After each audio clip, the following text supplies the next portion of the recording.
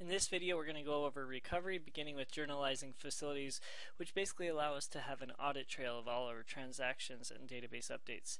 So the way that this would work is that we'd have a transaction that would occur where people initiate that transaction with our database management system, and that would then be stored in our database. Additionally, we would keep track of any access that has been made on our database so that we can come back and look at the log and see if there's anything that we need to take care of. We'd also have a change log, so any changes that were made, we'd know exactly what was made and who made that change so that we can hold people accountable or undo the change that was made. We also can initiate a recovery action, so we'd have two different databases. One would be our current database and another would be a backup, so that we could restore our database back to where it was at a certain point. The problem with restoring is that depending on our backup, we could lose some data that wasn't backed up between our last backup and the current database. We'd also have a transaction log just to kind of keep track of the details of all the transactions that occur. So as part of the recovery, we also have this checkpoint facility. Basically, it works like this. Well, first of all, we have a database where we have transactions over time, and then something happens where we have a need for recovery. So we're going to then initiate the recovery.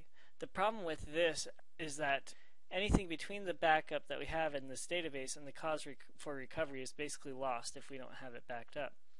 So what we're going to do is introduce this checkpoint facility. So we have transactions that occur over time, and here's our current database, but we have this checkpoint facility that is going to be constantly backing up this database. So if there is a cause for recovery, rather than having to go back a long time, we can just go back to this checkpoint facility to initiate a recovery. So take into account this scenario. Imagine that you run a data center that was completely wiped out from a natural disaster such as a flood, tornado, or earthquake. What would you do? So this is where a disaster recovery plan comes into play.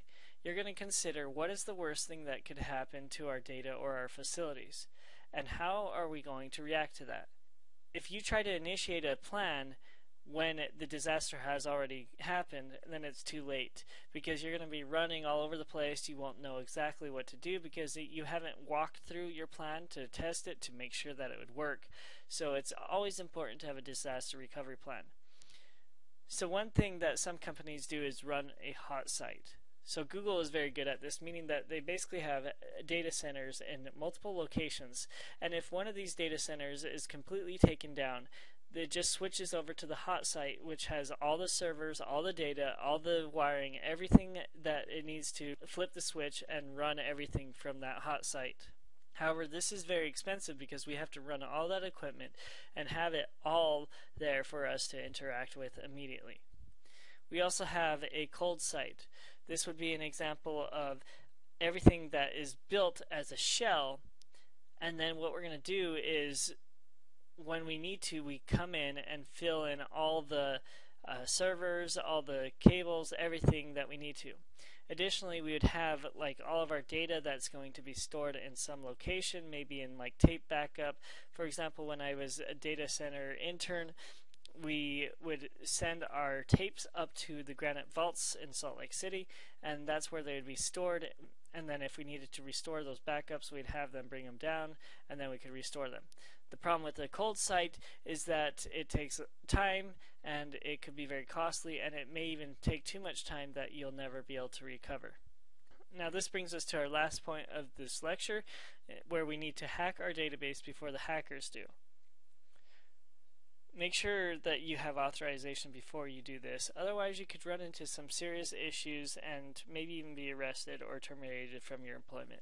But it's important to hack before the hackers do, so that we know what kind of weaknesses and vulnerabilities we have, and so that we can address those before we go live with this particular software or database. So I've done this many times with my server for this class. I keep finding issues that I didn't know about or that I overlooked, and I've had to implement patches to my server so that users couldn't access files that they shouldn't be able to, and now I feel like I'm getting closer and closer to having a secure server.